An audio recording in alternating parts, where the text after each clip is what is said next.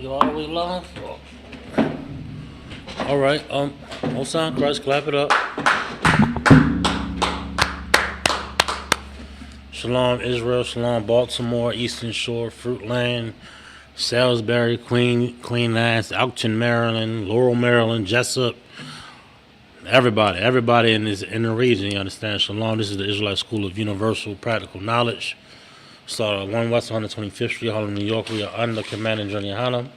We've been teaching this truth since 1969 that the so-called blacks, Hispanics, and Native American Indians are in fact the true biblical Jews of the Bible, and that our oppressor is the devil that the Bible speaks of. You understand?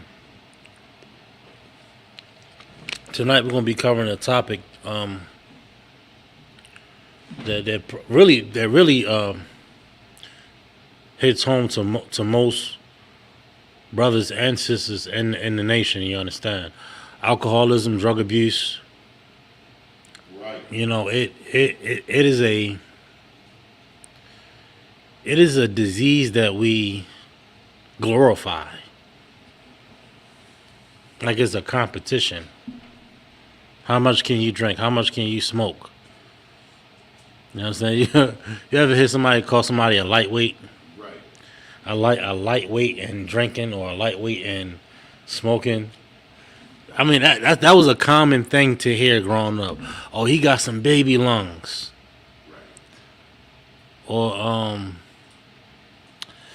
things of that nature. Like it's a competition to consume as much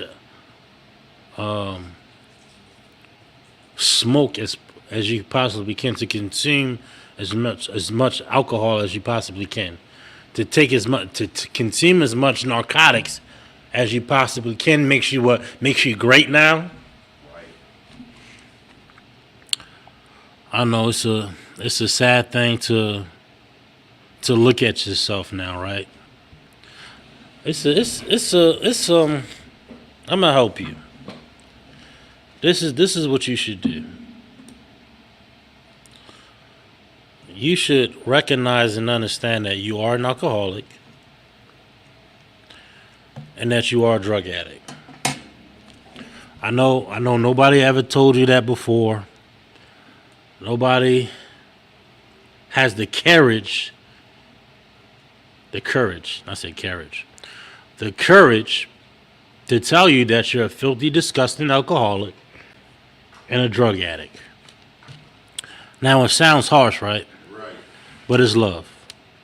And you should recognize it, and you should take accountability. And I'm not saying that you didn't have any trauma, that you didn't have any situations that led you to this place. We're not insensitive about that at all here. Can we make sure the mics is up working properly? You just exit out of that and go to the settings. Exit screen mode.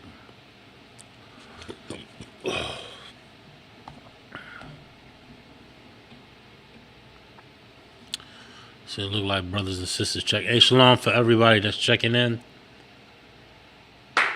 Yeah. So we good. Clap it up one more time, though.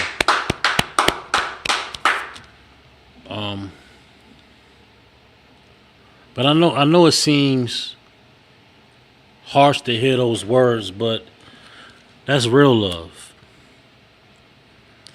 It's real love because your mother, your father, your siblings, the people that you hurt so deeply and greatly are try to protect you. They try to protect you from yourself. We good? You can do the full screen if you like. Try to protect you from yourself. So they may not call you an alcoholic in that moment or in that instant that you mess up or you took it too far. And mind you this, you have taken it too far. Oh yeah, I only had. Oh well, yeah, we was just having fun. We had we was hanging out. Listen, you took it too far already. You just don't know it. You just don't know it because you're 20 plus and I'm an adult and I can do what I want to do. It's my body. I'm free. Listen, no. Listen, you have a serious disorder. You have substance abuse disorder or substance use order. And you got to take accountability. You got to look at yourself. You got to be like, "Listen. This ain't normal right here." Your behavior, your habits, your thought process is all geared to what? To roll that blunt up. You wake up in the morning, and your first thought is to light a cigarette. You can't even use the bathroom. Remember that? In the world, you can't even use the bathroom without. You can't even sit on the goddamn toilet without lighting a cigarette. Right. Listen, it's been 10 plus years since I had a cigarette. 10 plus years since I had a cigarette. That craving for nicotine is a serious addiction. I pray for you if you have a nicotine addiction, because maybe it's just me, but when I see somebody smoking that cigarette up, I gotta double down. I gotta like listen. Hold up. .com in my mind, in my brain. But I'm a show you. Like, we don't even recognize and understand. There's a cure for addiction. Now you can take the pills, you can get a shot, but I'm gonna give you the real solution. And all those things do work. But it's something else you need. It's something else that we're missing. There's another key component, particularly, especially with us, blacks, Hispanics, and Native American Indians, which we cater to here in the Israelite School of UPK. Right. This is why black men got to be in charge. The Israelite School of UPK, we cure addiction.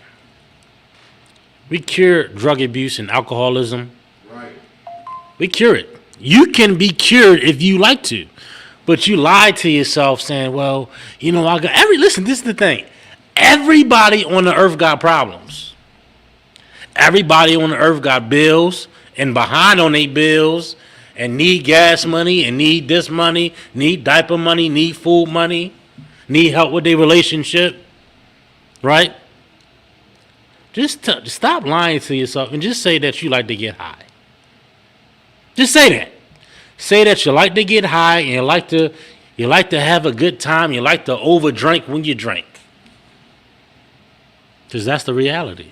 Don't lie. It's one thing to lie to somebody that you want to protect your image. You want to protect your. Okay, but why lie to yourself?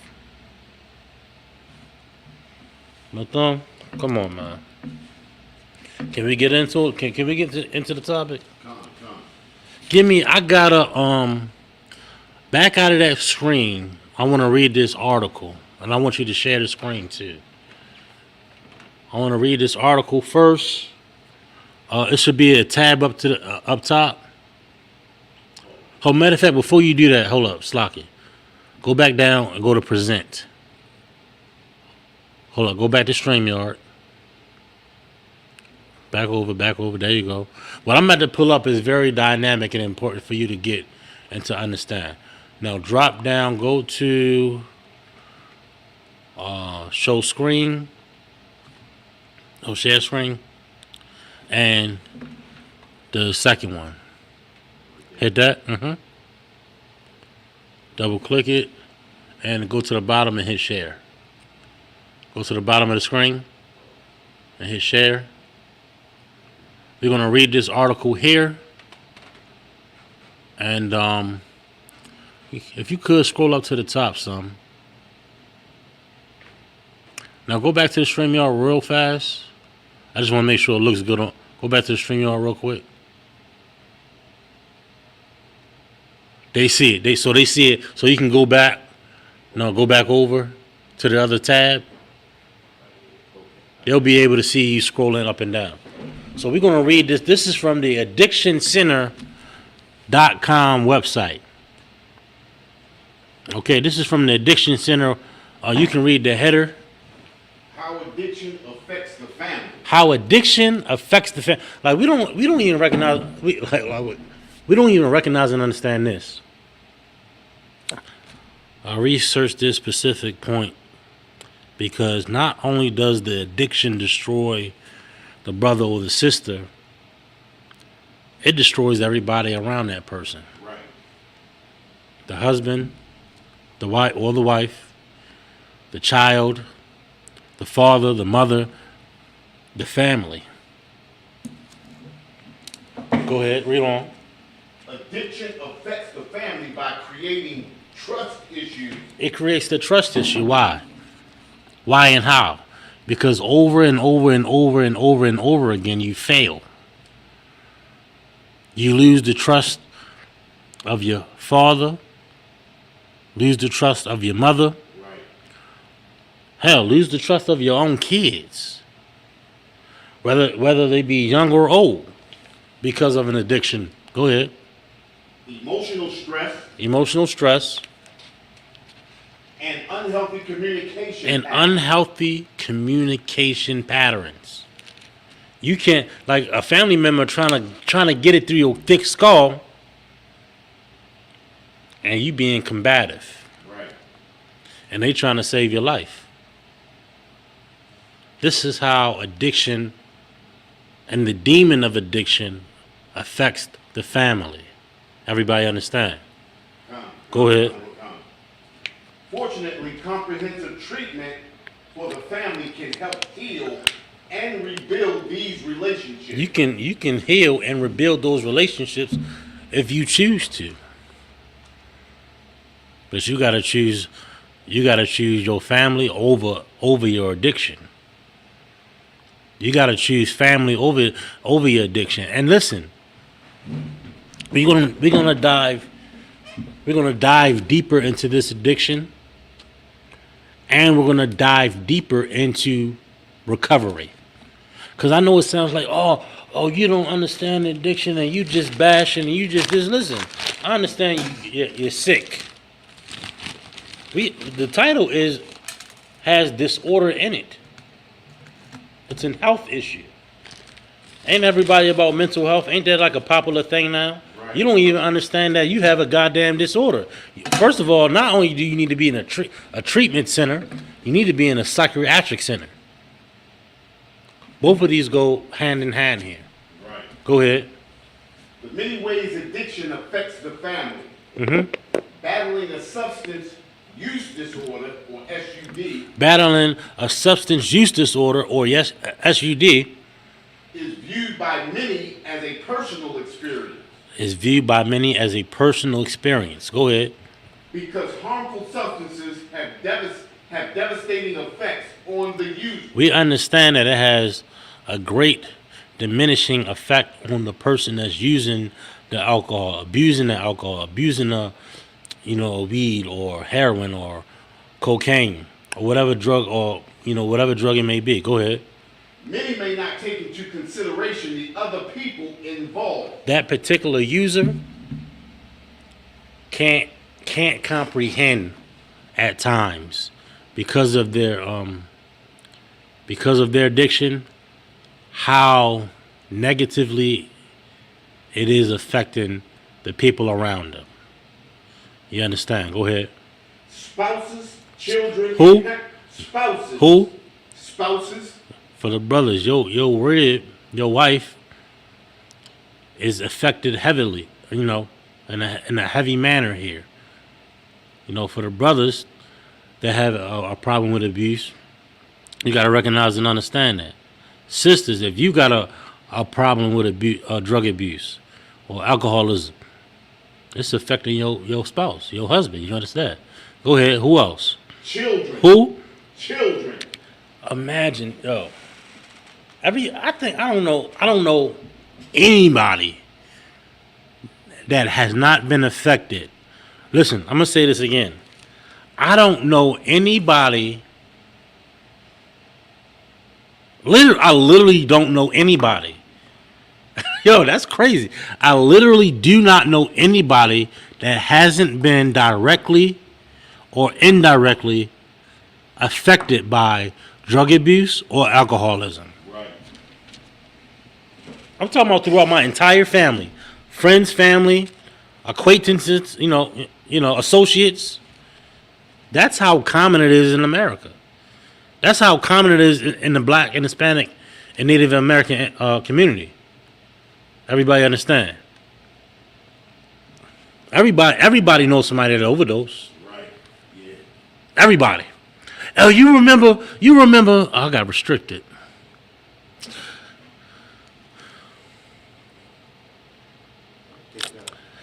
Yeah.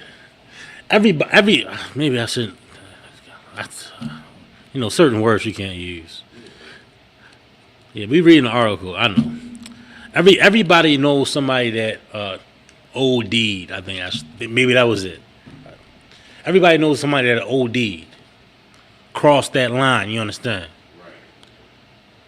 Right. The levels of alcoholism and drug abuse is absolutely gross and disgusting. You understand? I don't think I can even mention particular stories or instances or experiences that I've personally experienced. You understand? Nonetheless, everybody else. Right. But the trauma and the disgust that comes behind the alcoholism and the drug abuse is horrendous. It opens the door for such atrocities that are unspeakable in certain settings. You understand? But we'll go into it tonight, though. Go ahead. And parents. And what? And parents. It's going to affect your spouse, your children, and your parents. Go ahead. May all be impacted by the way addiction affects the family. Go ahead. The effects of drug and alcohol addiction can be both short-term and long-term. Go ahead. Peaceful, loving homes can be divided by the strain. Can be what? Can be divided by the strain. You can destroy your household. We don't even take it serious. We think we just party. Hey, man, I like to party. I like to have a good time. I like to hit a little weed here and there. And you don't even know you developed a serious addiction to something. You can't even function.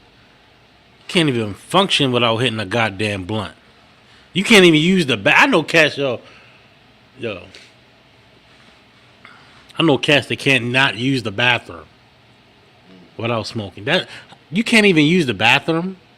They said, "Man, I can't sleep. I can't sleep if I can't." Not knowing that's the reason you having this anxiety. That's the reason you having this sleep disorder. Because you're relying on this substance. Go ahead. Listen, man. Listen, Madonna, we diving deep into, first of all, addiction. We're going to dive deep into addiction. And we're going to dive deep into recovery. And the steps to recovery. You understand? And this is what we don't recognize and understand, Madame.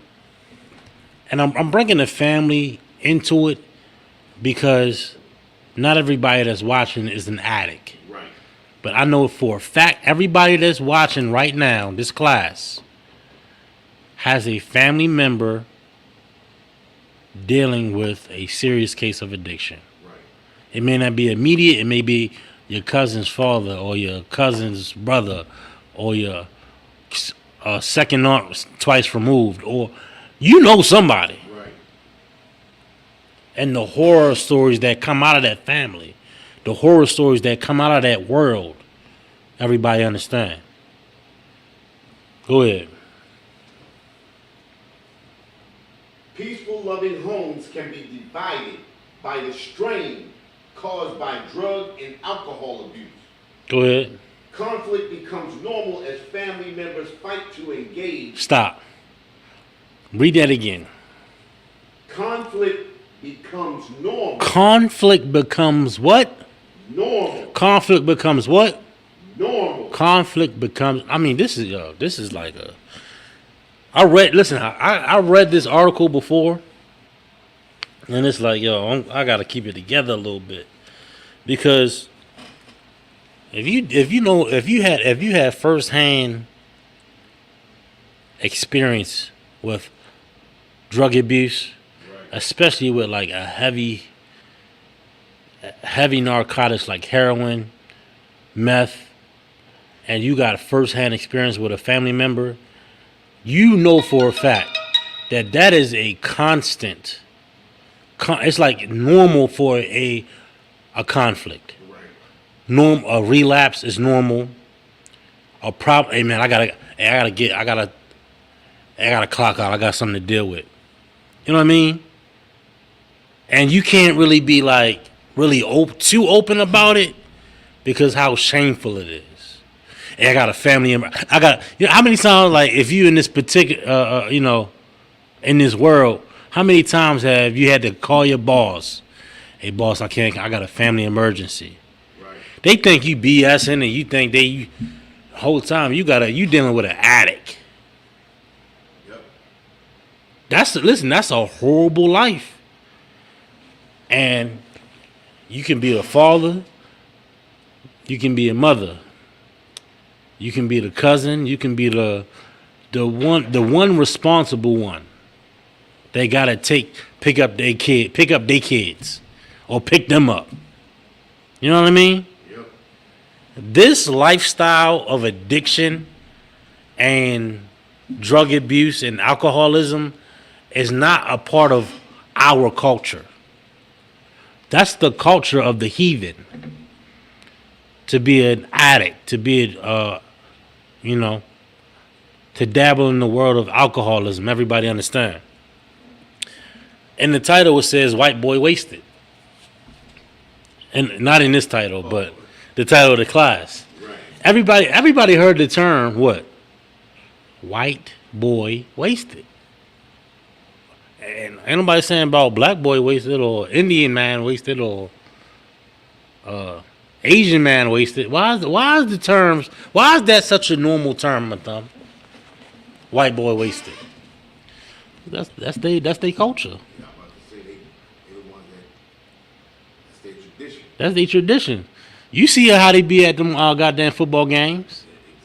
Like I'm trying to see Lamar get down. Like I ain't gotta be goddamn throwing up. I can't even remember the damn game.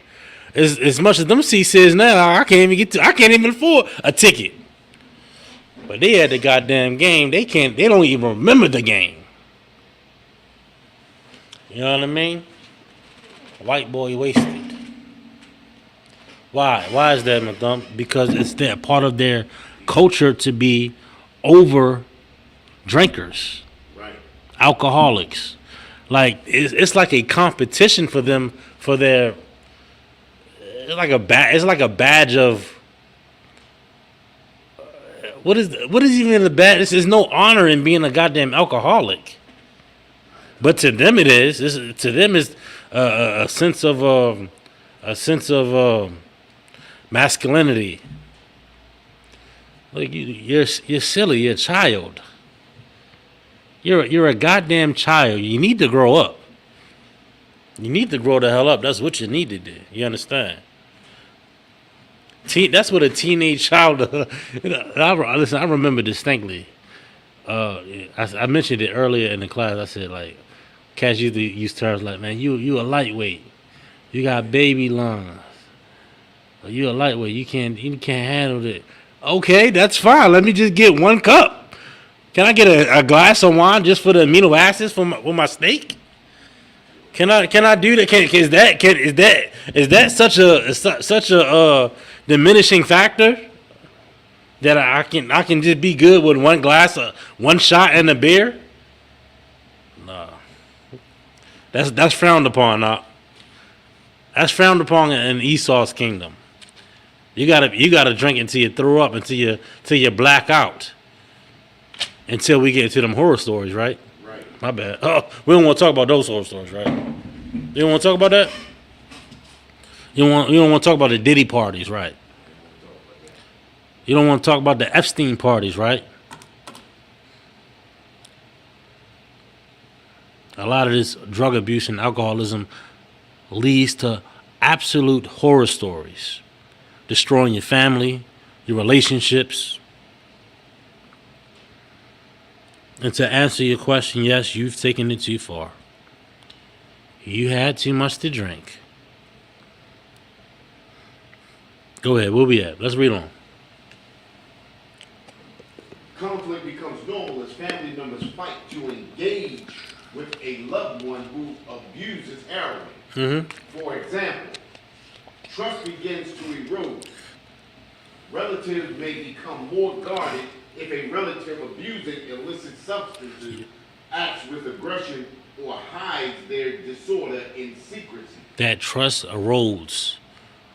Turmoil between family members because of this disorder. Go ahead. Marriages can end. Marriages can what?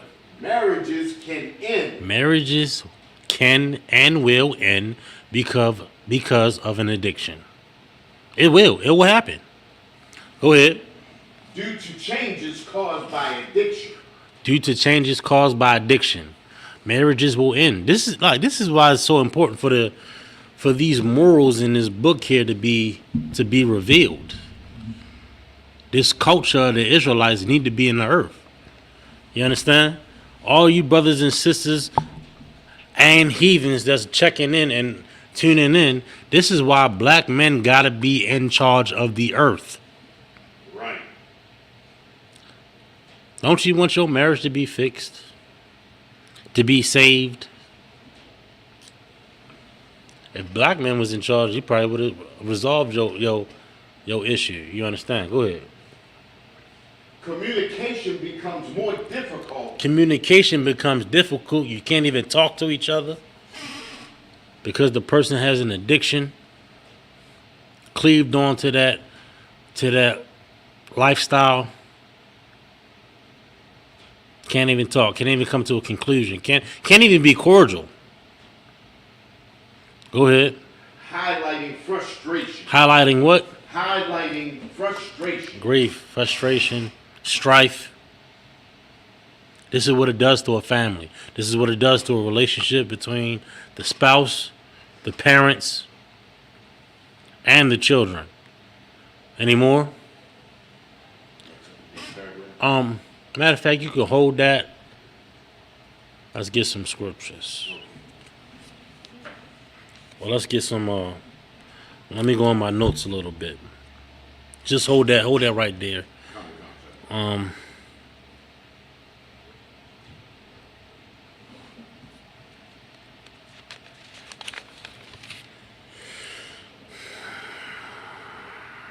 Give me Ephesians 5:18.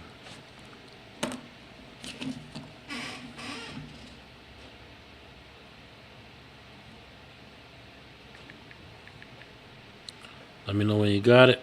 Come, sir. Go ahead. Ephesians chapter 5, verse 18. And be not drunk with wine. And be not what? And be not drunk with wine. Don't be drunk with wine. Does that mean, oh, no. See, Christians going to pull this and say you can't drink at all. You can have a drink. But when you out there belligerent, urinating, throwing up, can't even hold your goddamn piss. You ever seen somebody drink so much they pee on themselves? Listen, we can uncover the levels of alcoholism. I'm not saying things out of my mouth that are unknown. Anybody had an uncle? Hell, maybe even a mother, a father, cousin, close friend. Drank so much that they urinate on themselves like a child. And then walk around like they didn't urinate on themselves. This is a level of what? Substance abuse disorder. And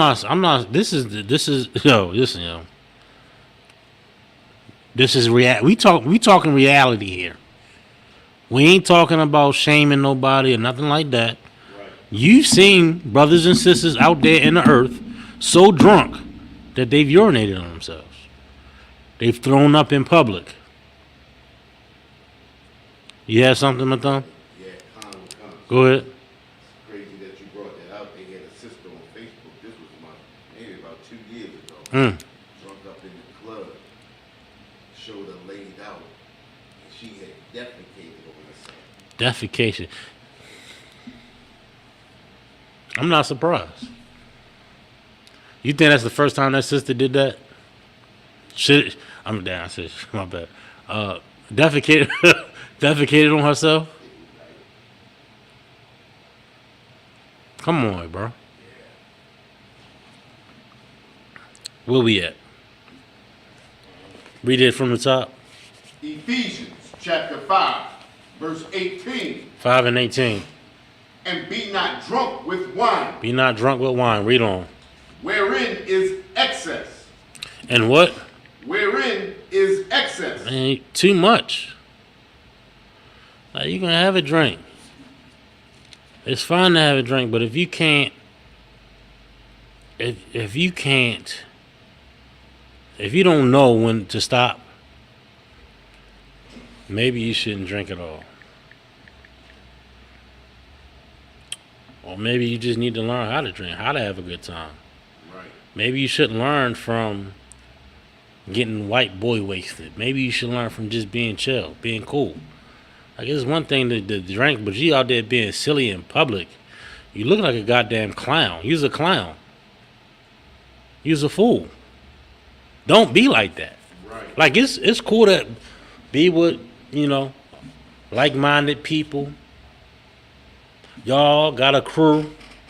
Y'all into one particular world of, especially if it's in righteousness.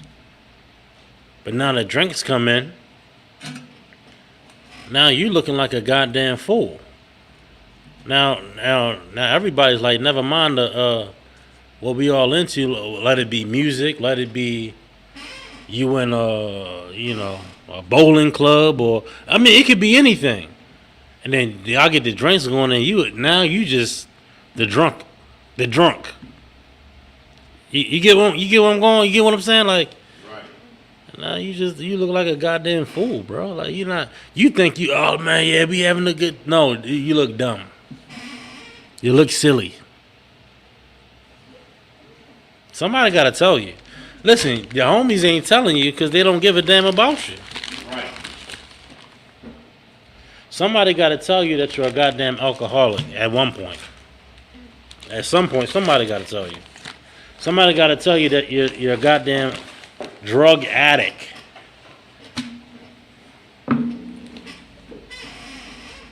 We got any questions online? Let me look at the chat real quick.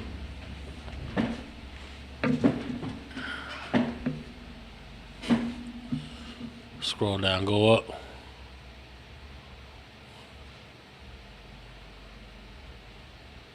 Go up.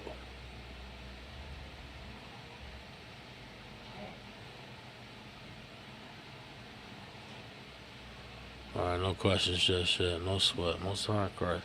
And look, shalom to all the brothers and sisters in the chat, you understand? No doubt.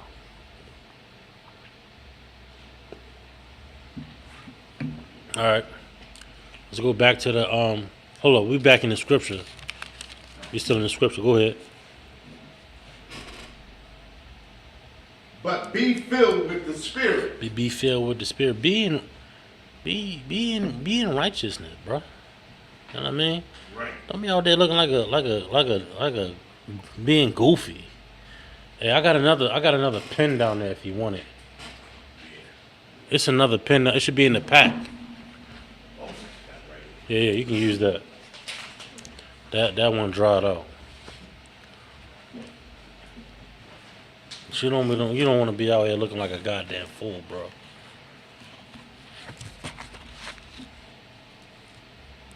Give me 1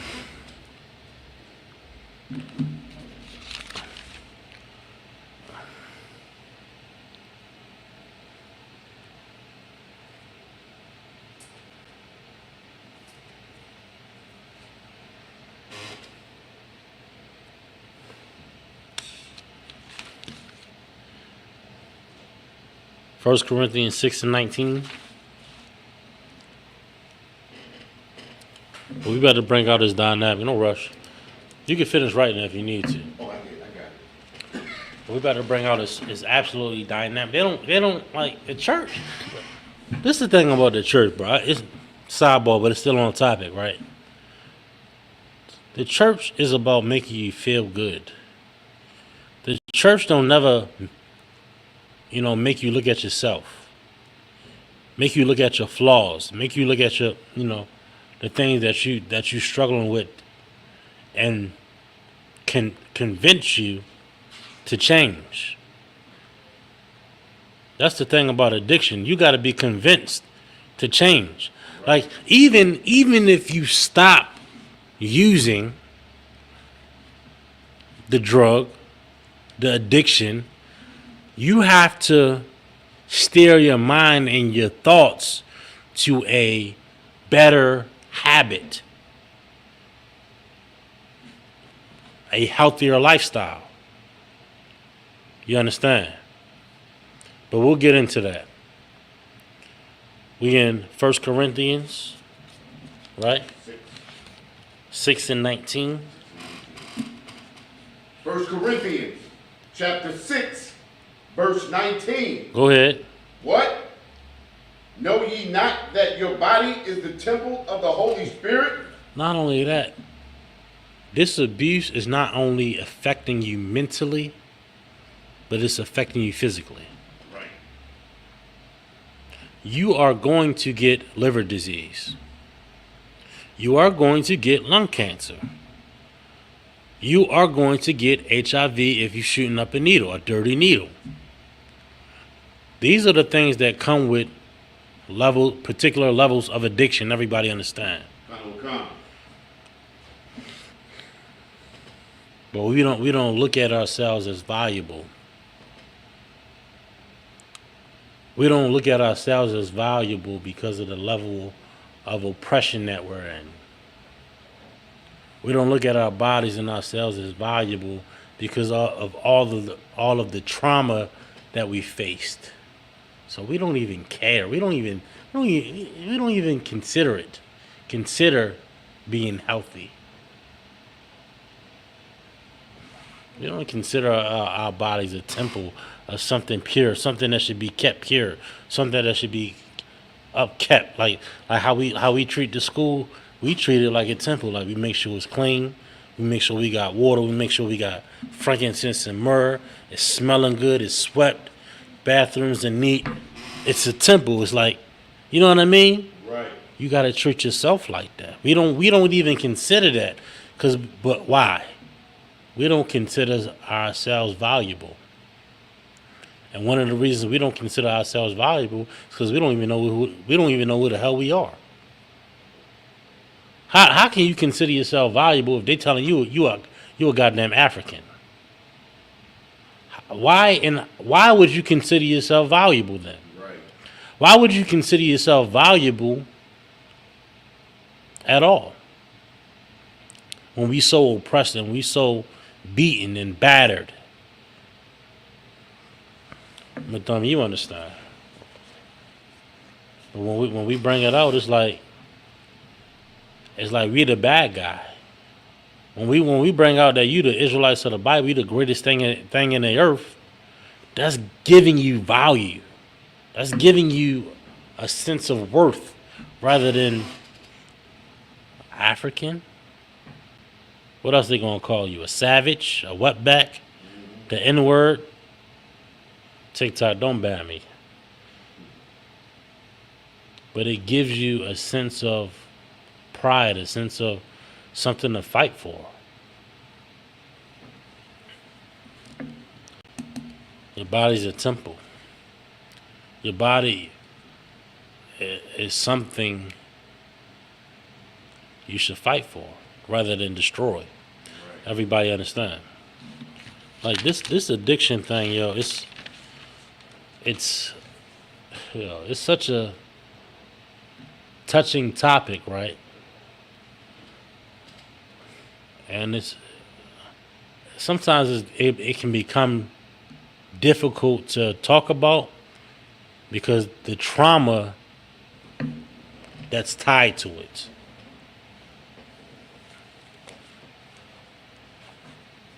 You should sit. You should, even if you're not an addict, you should just go sit in the AA meeting. Just go sit in there and hear the. You can stop sharing that screen too. No, go back down to the blue box. Hit that. You should just sit. You should sit in the AA meeting if you haven't experienced the direct effect of drug abuse and alcoholism. But for the addicts, listen. Your misery doesn't require a substance. Now, it doesn't require a substance to mask the pain of your trauma. It doesn't require a substance to drown yourself in, to drown the memories, to drown the trauma. That's not an effective way to move forward. And really, it makes it worse. It furthers your anxiety, right? And it further diminishes your mental state. Right. Listen, yo, I know it can be difficult to listen to this class. It might hit home for you. But this is reality. And much of abuse is running from reality. Right? Much of drug abuse is running from yourself, running from your thoughts, running from your pain, running from your trauma. But you gotta attack it head on. And the only thing the only thing that you think that can cure your anxiety, that can cure your depression, that can cure your state is continuing to drink, continuing to use that weed, to use that heroin, that meth, that cocaine, that whatever pill, whatever fix you need to have. That's just going to further your anxiety, further your mental health crisis. And initially, the demon of addiction, you can ask any addict, any ex-addict also. The demon's job is designed for you to be alone. Right. To be alone. Because who's going to leave you? Who did we mention in the article? The family. The spouse. You're going to lose the spouse. You're going to lose the children. And you're going to lose the parents. Right. You think your friends are your friends. You think I remember being young. You thought those your boys for these my homies for life. Half them Negroes is dead, in jail, or I seen y'all cats be the cat, especially cats in the church. They be getting on me, man. Cap, you this years old, man. I know cats my age, junkies, bro. Just like when you grew up and you saw your peers become junkies, you think that just stopped? Y'all like that's what get me. Y'all, a lot of cats think, oh man, y'all wasn't there. The 80s. I get it. I get it though. I get it because how horrible it was. I get it because how horrible it was and how destructive that time was. I get it. I get it because I live it. Yo, when they made them pills popular, it was oxys and mollies, and then it was perks, or was it all at the same time? I don't know, but I remember distinctly. My generation was like, okay, it's pills, so it's safe. Oh, don't, half of them cats is on meth and heroin right now. I'm telling you, millennials. I think it's a goddamn joke. I think it's a goddamn joke, man. I seen the cat the other day, yo. He see me. Well, I see him first, and he look at me, and all he could do was look down, yo. I was embarrassed for him, cause he was doped up. I'm like, bro. He was like, I used to look up the cat. I was like, yo, what the man, you was the one with the whip ride around the, you know what I mean? I'm like, yo, bro, bro, what?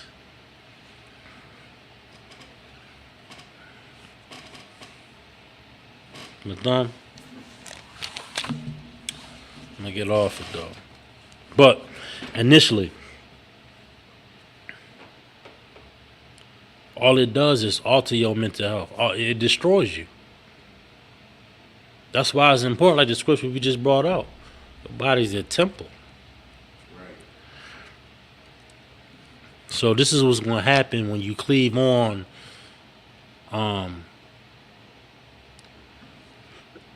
to that world, to that age in society. You understand?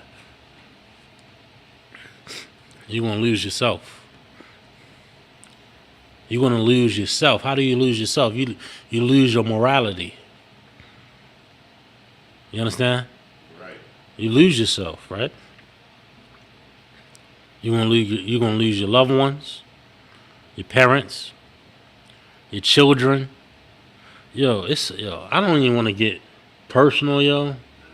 I'm trying not to get I'm trying not to share my personal experiences, because that drug addiction, yo, will tear, that drug addiction and alcoholism will tear your family apart. Yo, imagine, I'll give you 3 scenarios. 3, right?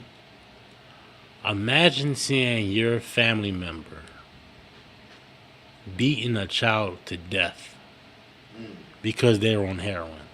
Right. Or because they're on some type of drug. And you as a child gotta stop the adult from beating a child to death. A child. You know what I mean? Like, a child should be like the one getting disciplined. But you gotta save a baby or a toddler from an adult. Right. You understand what I'm saying? Yeah. I'll give you another scenario.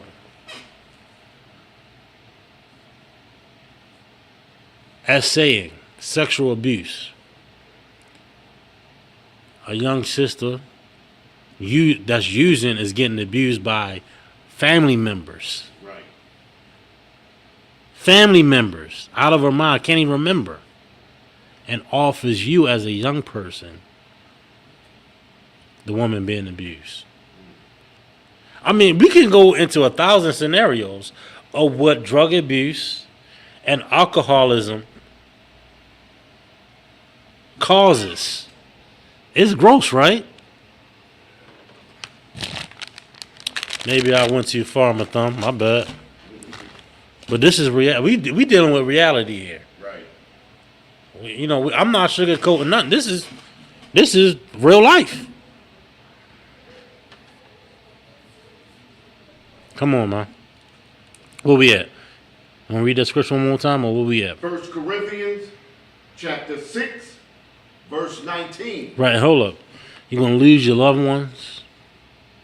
You're going to lose yourself. The anxiety is going to increase. The panic attacks, the depression. It will be a never-ending cycle of this in the midst of addiction. substance abuse, alcoholism, and drug addiction. And in the midst of this addiction, the only thing that you believe is going to help you escape that depression, that's going to help you escape that anxiety, is more drugs and more alcohol. But in reality, it's the thing that's keeping you stuck in that depression. It's the very thing that's keeping you stuck in that hamster wheel of addiction. Go ahead, read on. 1 Corinthians chapter 6, verse 19. What?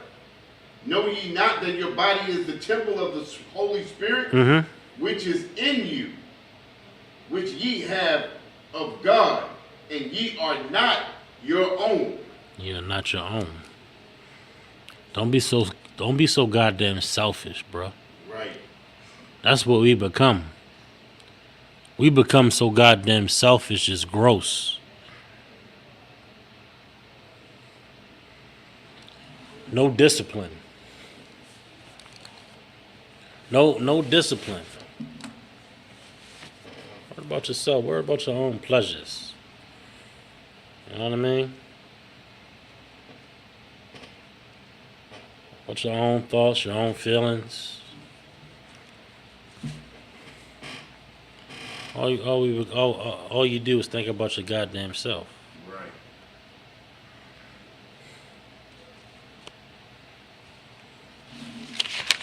We gotta come up out of that. Proverbs 31:6. Now, the scriptures in the Bible that say you can drink. Hell, Christ turned water into wine, right? Everybody know that. Right. Any cat that tell you that, a lot of them cats be alcoholics. Like, we get it. Yo, that don't mean you ain't gotta be a goddamn drunk, bro. Yo, go home, yo, get this cat an Uber, yo. Like it's embarrassing. Don't be an embarrassment to your name, to your people, to your family. You understand? Get some goddamn help, yo. Go ahead. Proverbs chapter 31, verse 6. Give strong drink unto him that is ready to perish. Now, the scriptures in many places says you can drink. Ain't nothing wrong with a drink. A brother ain't about to perish, or somebody around him about to perish. Man, have a drink in remembrance of that brother, or the one that's about to perish. You understand? Ain't nothing wrong with that. That's cool. That's fine. But this scripture ain't saying be a goddamn drunk, though. Right.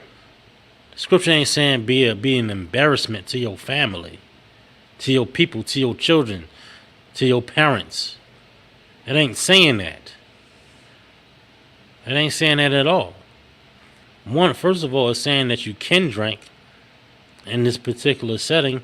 It's fine. It's okay. But it ain't saying it's okay to be an alcoholic.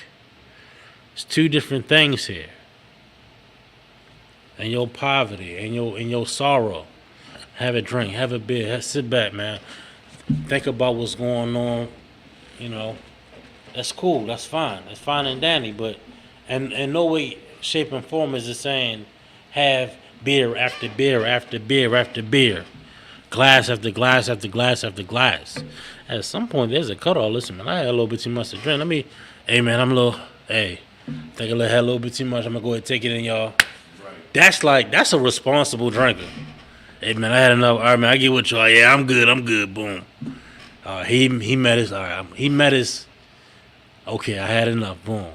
An alcoholic just gonna keep going and keep going and keep going and not non-stop. There's no stopping. This scripture ain't saying be an alcoholic. You understand? It's saying it's okay to have a drink in these instances, in this setting, in your sorrow. That's fine. Go ahead. And wine unto those that be of heavy heart. Be of heavy heart. You got heavy on your mind. Things heavy on your mind. You understand? That's fine. But are you doing that every day? Every day? If you're doing it every day, you got a goddamn issue. Right. You got a problem. You can't hold back. It's an issue. It's a problem right there, bro. At some point, you gotta cut back. You gotta chill. You understand? Any more? Anything on 7? Go ahead.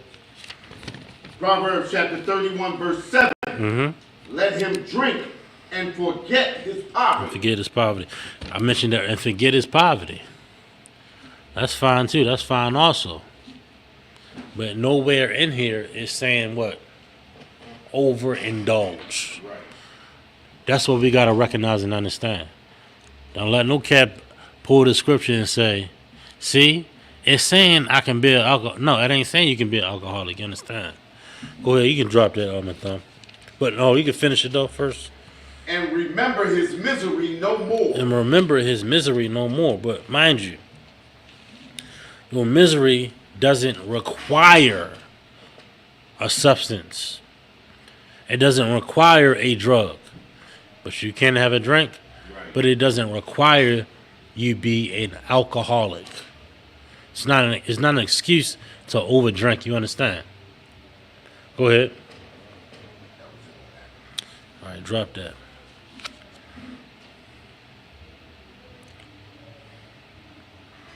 But mind you this, remember,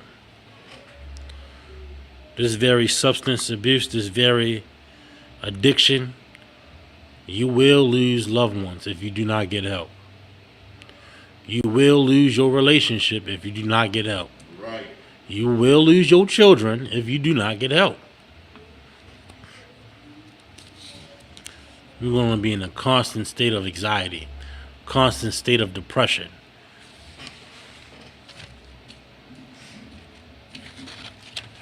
Now, you might ask, well, what's the solution, Cap? You might ask me that, right? So what's your solution? What's y'all up there with the Bible? So what's you going, you know what I mean? Listen, do what the doctor tell you to do, dum. Right. Give me honor the physician. Then I'm going to get my other scriptures. Give me honor the physician. I think it's in the Apocrypha.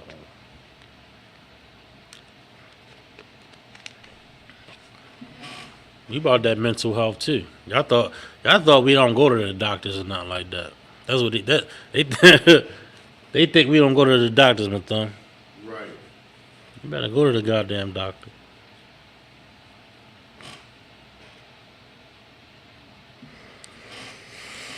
Well, we got to bring out this absolutely dynamic and true. They don't bring this out in the church at all. That's why we in the state that we in.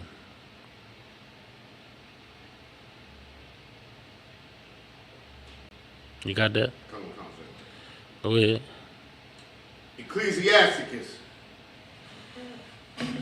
Go ahead, you got it. Chapter 38.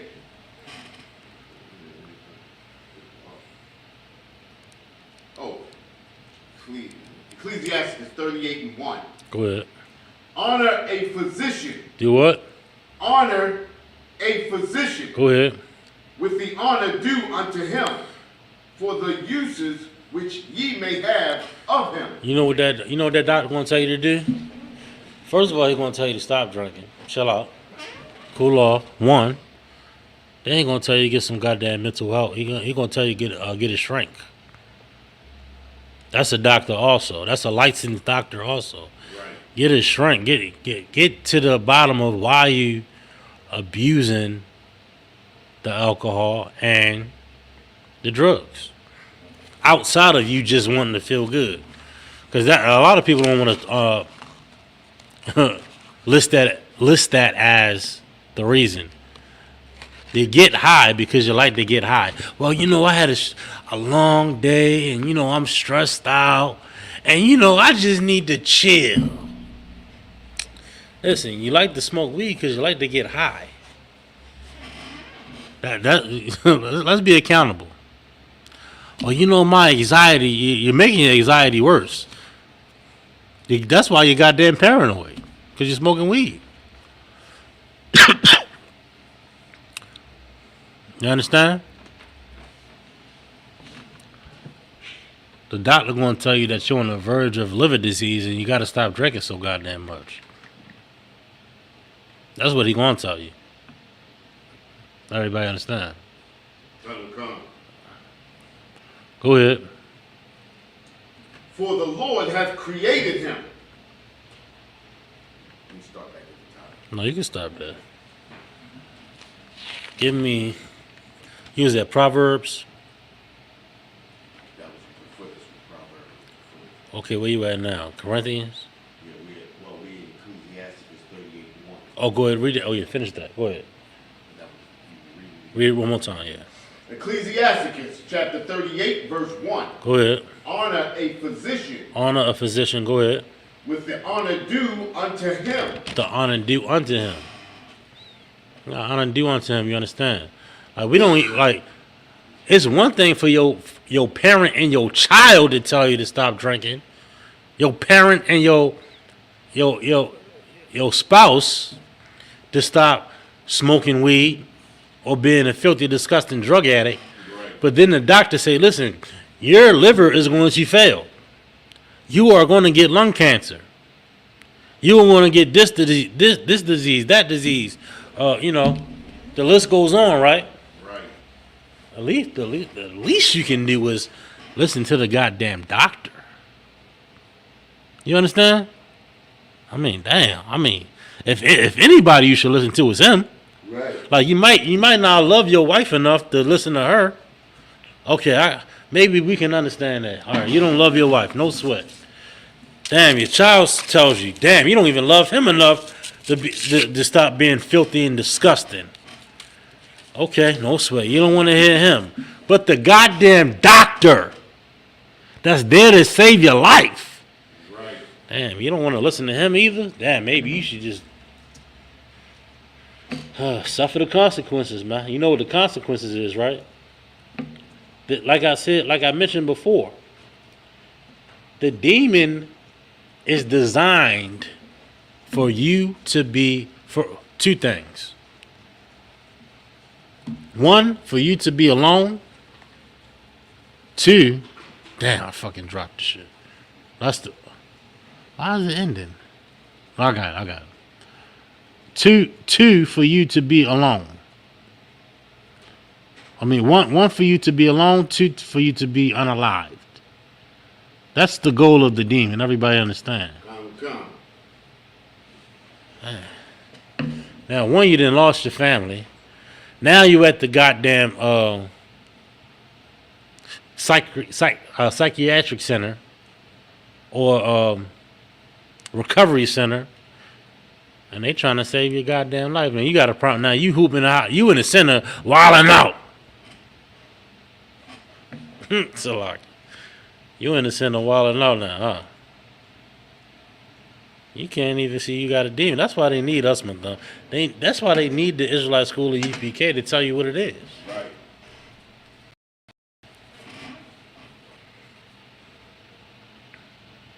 And you got to take accountability. That's one thing also. You got to, listen, you smoke weed because you love weed. Hey, exit out of full screen real quick.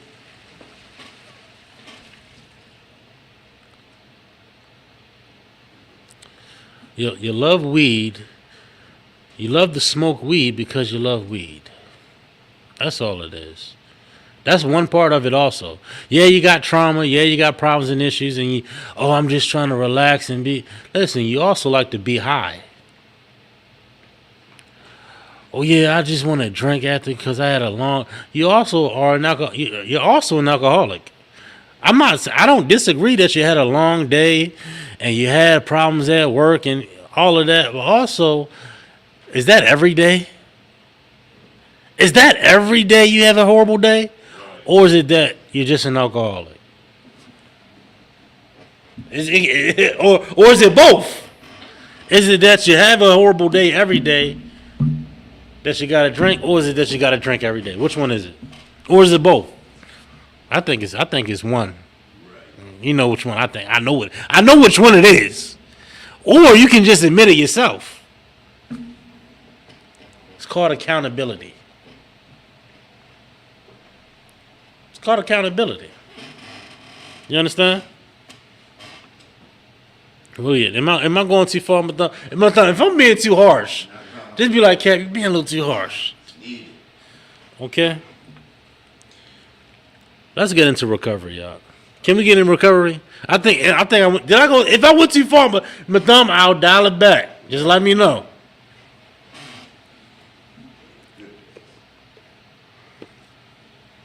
All right, my thumb said keep going. Give me the new man. Where's that at? The new man.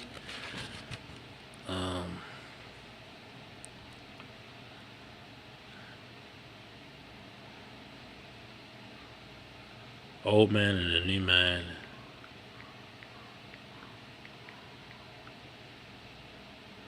Ephesians. Yep. I thought I had that. Oh, I gave you another Ephesians earlier. I didn't write it down. Ephesians 4:24. Yeah, 24. Give me 23 for some context.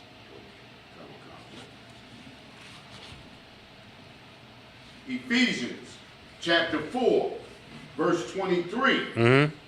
And be renewed in the spirit of your mind. Go to 22.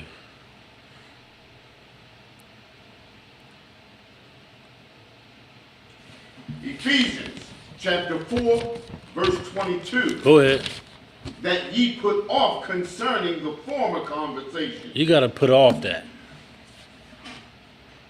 This is the road to recovery. Like, mind you, this, my thumb, right? Say a brother wants to overcome alcoholism, right? Right. Wants to overcome drug addiction, right? What's the first thing they do? Done smoking. Done doing this, done drinking, or slow down drinking, or completely done with it, right? Which is fine. Which is right to do. Right. But that's only one part of it. Now, after this point, you must now have healthy thoughts. You have to separate your entire programming. Because before, you was programmed to wake up and smoke a blunt. Right. You was programmed. Matter of fact, you prepared for it like you was going to work. You had a blunt ready to roll. Matter of fact, you had a pre-roll blunt, but to wake up and smoke.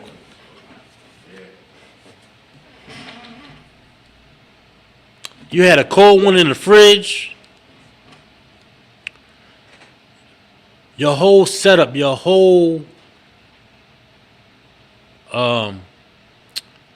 itinerary was set up, was derived around a drink, derived around your fix, derived around that blunt, derived around the next pull of a cigarette, right?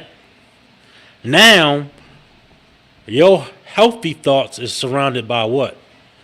Waking them kids up on time, getting on that bus, warming that car up. I gotta warm the car up real quick. Boom. Start the car. Getting that breakfast on. You know what I mean? Your whole thought process ain't about waking up and smoking no more, or getting your fix, or getting that. Now you're programmed to be productive. Being an addict, you're programmed for your fix. You programmed for your blunt, for your cigarette, for your drink, for your line, for whatever your addiction may be, right? And not only that, not only just the fix, but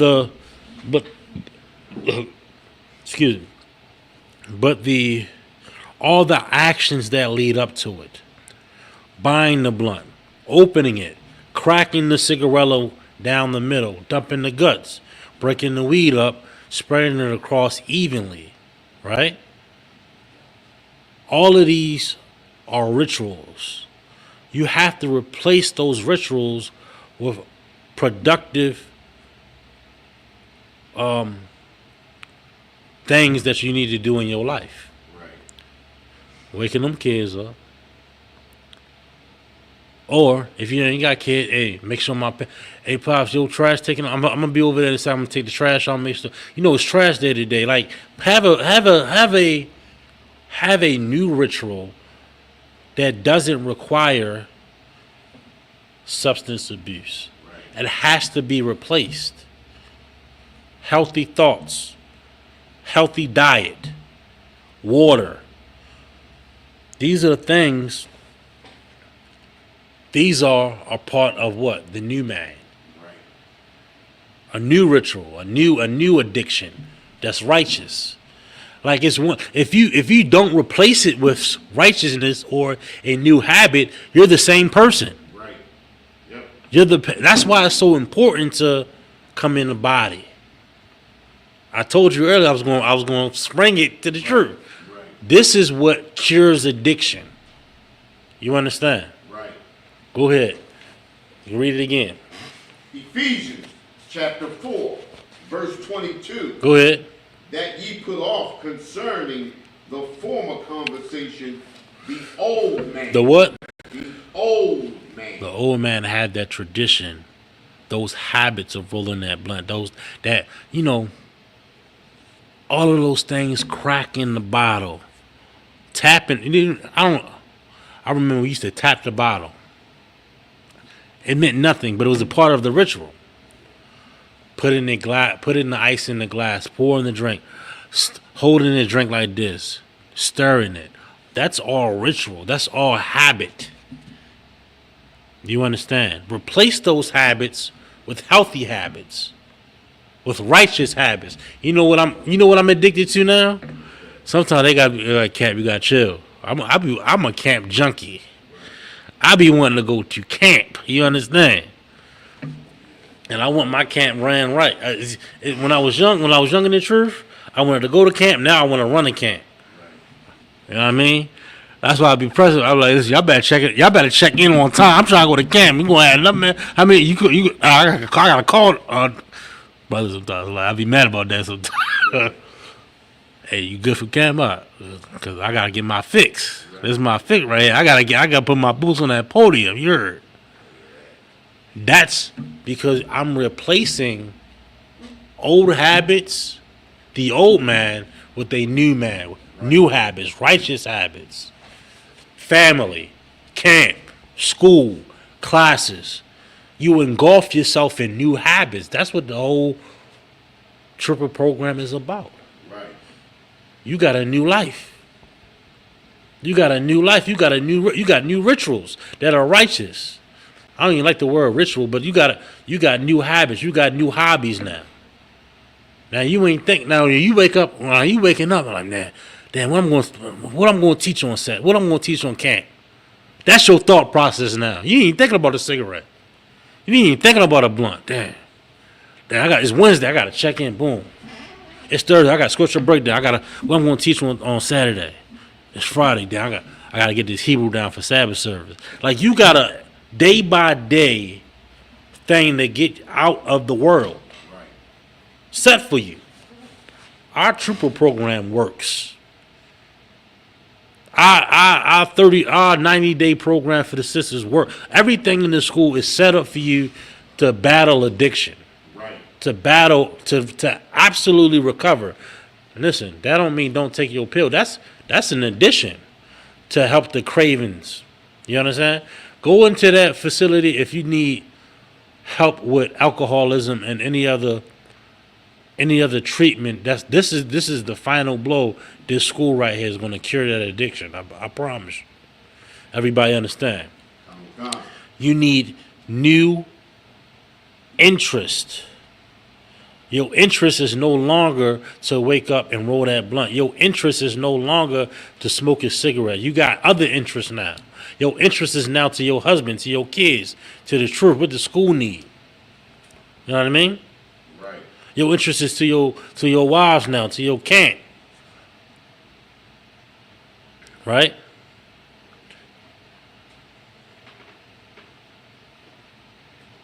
New habits. My bad. I was rambling. I was clamorous for a second. My bad. Clamoring on. Read it from the top. Go ahead. Ephesians chapter 4, verse 22. That ye put off concerning the former conversation the old man, The old man. Go ahead. which is corrupt according to the deceitful lust. Corrupt according to the deceitful lust. Corruption according to the deceitful lust. What's the deceitful lust? That addiction. The world. The ways of the world. The customs and traditions of the world. Go ahead. Verse 23. And be renewed in the spirit of your mind. And do what? And be renewed in the spirit of your mind. In the spirit of your mind. I told you this was about mental health also. This is what you got to be renewed in. It's something new that has to happen here. Something it ain't just about stopping drinking. You can put down the drink and put down the drug and still be an addict forever. You got to replace it with proper morals and proper habits. Everybody understand? Your interest has to be new. Your thoughts got to be new. Right. Your thoughts should lead you to the school. Your thoughts should lead you into serving your brothers and your sisters. Your thoughts should lead you to doing, especially if you're a brother in the school, your thoughts should lead you into doing the work of the Lord. Right. Your thoughts, instead of leading you to the goddamn 7-Eleven to get a blunt, to the corner store to get a blunt, or to the liquor store to get some more liquor, and it's goddamn 6 o'clock in the morning. That's alcoholism for you.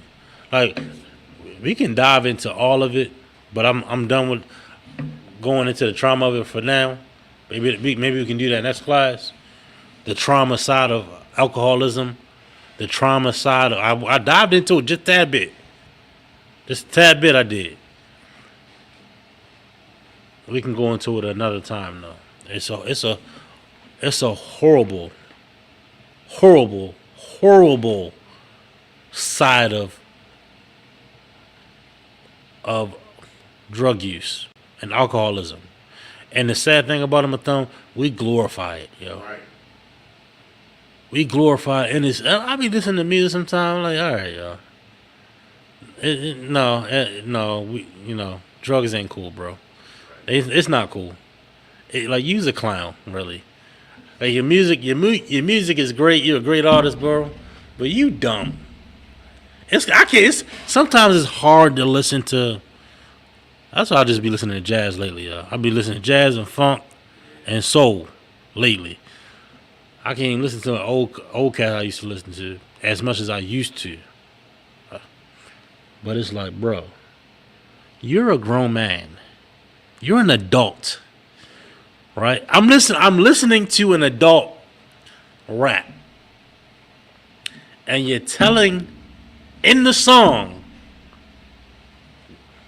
yo, they're glorifying atrocities, bro. Yo, you know what that drug does to people and to families. You know what. You know what? I'll leave it to the next time.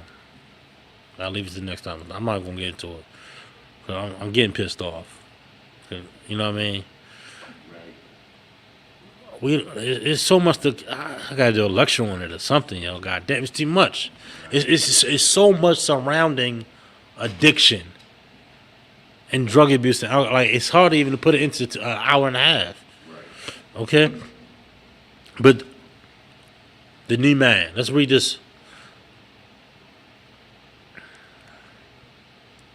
Finish.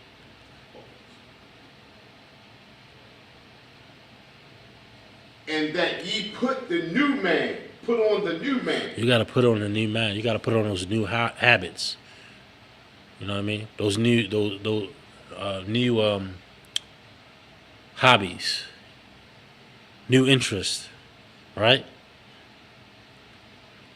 New fundamentals. You understand? Go ahead. Right. Which after God is created in righteousness and true holiness. You see? You see how it's in now?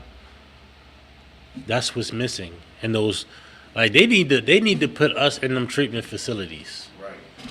Especially for us. Especially for us, black folk, Hispanic folk, and Native Indian folk. Right. You know why? Because it's giving you an avenue to have healthy thoughts, new habits that are healthy, with with a sense of morality. You understand? New interest with a sense of morality. You understand? I ain't gonna hold you all night though. I gotta get up too, McThorne. Earlier than what you even know. Right. I'm pushing it, bro. But listen, here in the Israelite School of UPK, we can help you battle addiction. We can help you battle any adversity, any affliction that you may have.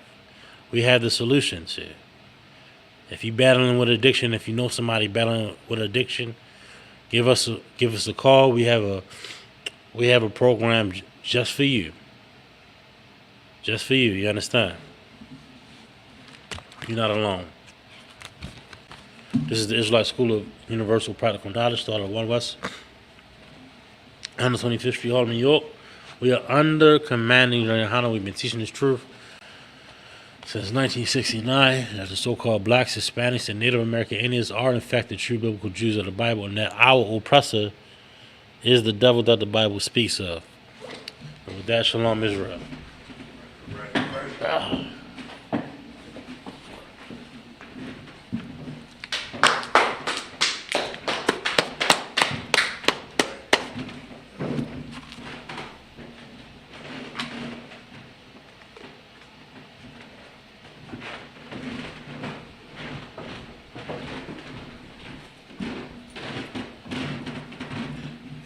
All right. Clap it up.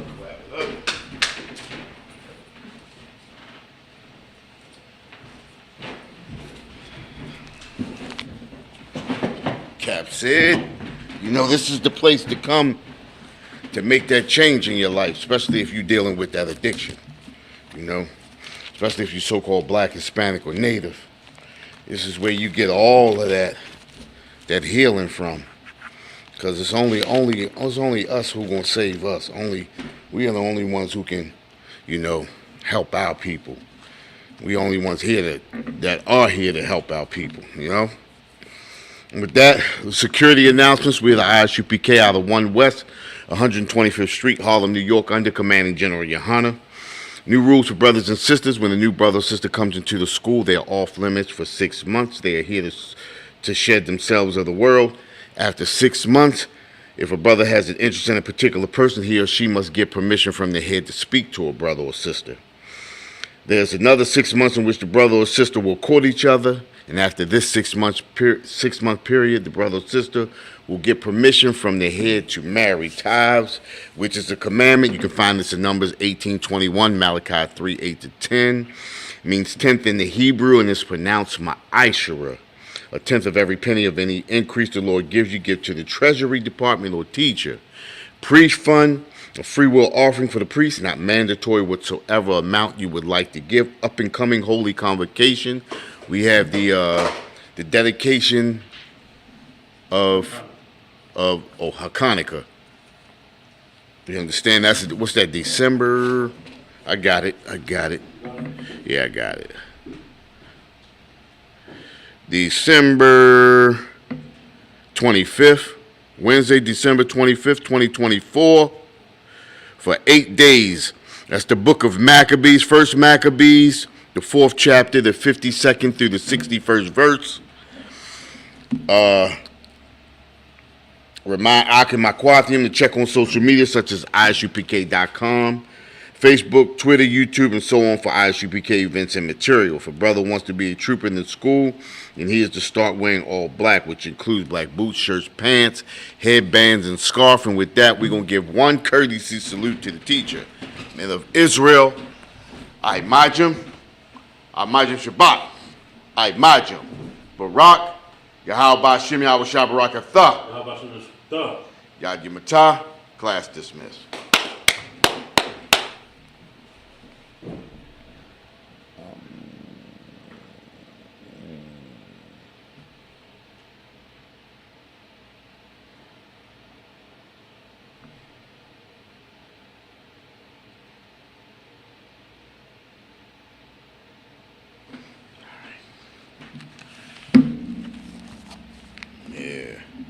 Hey, listen, brothers and sisters, man. If you like what you hear, hit the subscribe button, man. Subscribe to this channel. And also, please go to ISUPK.com and pay your tithe. Drop me some cash so we can move around this planet like we need to, man, and do the things we need to do. They're one West. They're one West. They're one West. They're